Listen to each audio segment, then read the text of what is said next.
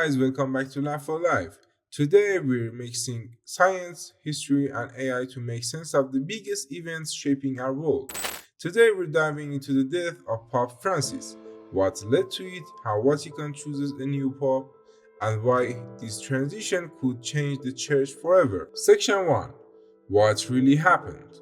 On April 21st, 2025, Easter Monday, Pope Francis passed away peacefully at 88 years old. He had battled health issues for years, but what finally took him?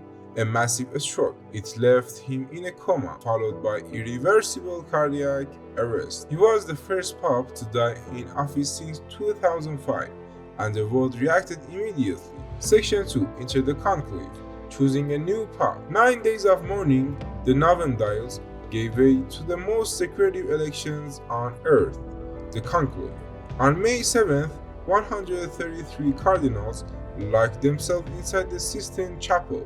Their mission is to elect the 267th Pope. Each vote matters.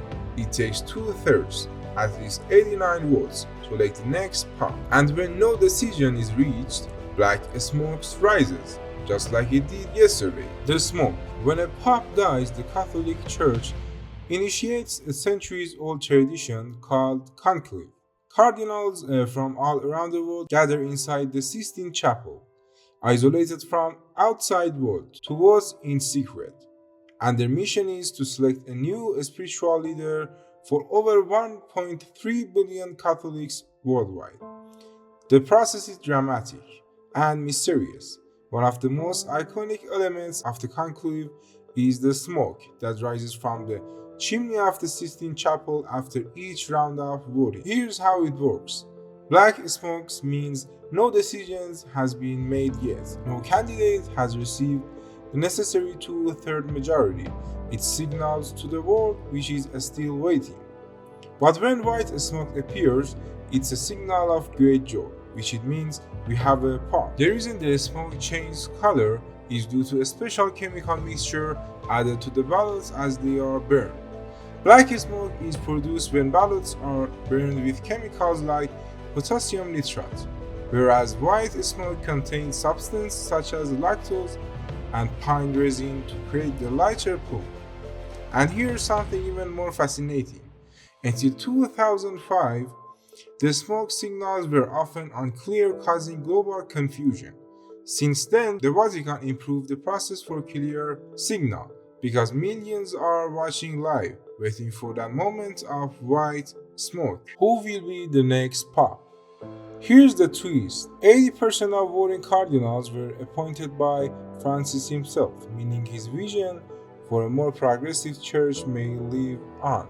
Leading contenders include Cardinal Matteo Zuppi of Italy, known of his peace-building efforts, and Cardinal Jean-Marc Avelin of France, a strong advocate for dialogue with Islam.